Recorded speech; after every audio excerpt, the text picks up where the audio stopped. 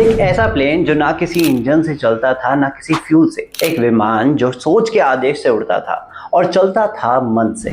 जी हाँ, हम बात कर रहे हैं पुष्पक विमान की। नमस्कार, मेरा नाम है गौरव। पुष्पक विमान जो लंका से अयोध्या तक उड़ाया बिना रनवे के, बिना फ्यूल के। लेकिन सवाल ये है, क्या ये सिर्फ कहानी है या इसका कोई साइंटिफिक बेस भी हो सकता है? और सबसे बड़ा प्रश्न, क्या ये एक प्रकार का ड्रोन हो सकता है? आइए इस रहस्य से पर्दा उठाते हैं। वाल्मीकि रामायण में वर्णन मिलता है एक विमान का जो लंका में रावण के पास था। नाम था पुष्पक विमान। ये विमान विश्वकर्मा ने बनाया था और रावण ने अपने भाई कुबेर से छीन लिया। कहा जाता है विमानम पुष्पकम दिव्यम। ये एक दिव्य विमान था जो इच्छा से चल सकता था और सबसे हैरानी की बात, इसमें हजारों लोग साथ बैठ सकते थे और ये वर्टिकल टेक ऑफ करता था जैसे आज के ड्रोन या हेलीकॉप्टर।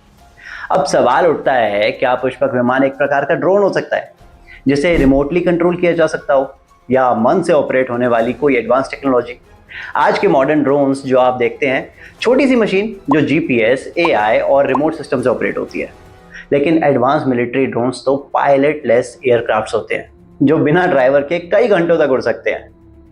अब सोचिए, अगर किसी पुराने युग में कोई एडवांस सिविलाइजेशन थी जिनके पास सूचना, संकेत और एनर्जी कंट्रोल का ज्ञान था, तो क्या वो पुष्पक जैसी फ्लाइंग मशीन बना सकते थे? 1900s में एक ग्रंथ सामने आया, वैमानिका शास्त्र, जिसमें 36 तरह के विमानों का वर्णन है। उनकी डिजाइन, गति और लैंडिंग टेक्निक तक लिखी गई है। लेकिन ये कंट्रोवर्शियल है। कुछ साइंटिस्ट कहते हैं ये मॉडर्न फैब्रिकेशन है, लेकिन कुछ एंशिएंट एस्ट्रोनॉट थ्योरिस्ट मानते हैं कि ये एक डिकोडेड ज्ञान हो सकता है। विमानों का ज्ञान अगर सिर्फ कहानी होता तो डिटेल में mercury engine, anti gravity, radar, deflecting metals का वर्णन क्यों होता? मॉडर्न साइंस कहता है अगर आपके पास quantum energy, anti gravity propulsion या कॉन्शियसनेस बेस्ड इंटरफेस हो तो ऐसी मशीन्स पॉसिबल हो सकती है जो फ्यूल के बिना चलेंगी और सिर्फ मानसिक आदेश से कंट्रोल होंगी। यानी पुष्पक विमान साइफाई नहीं, फ्यूचर फाई भी हो सकता है। क्या भारत की प्राचीन कहानियों में साइंस छुपी है, या ये सब कुछ सिंबॉलिक था स्पिरिचुअल एलिवेशन का? सच क्या है ये तो हम सब मिलकर ही खोज सकते हैं।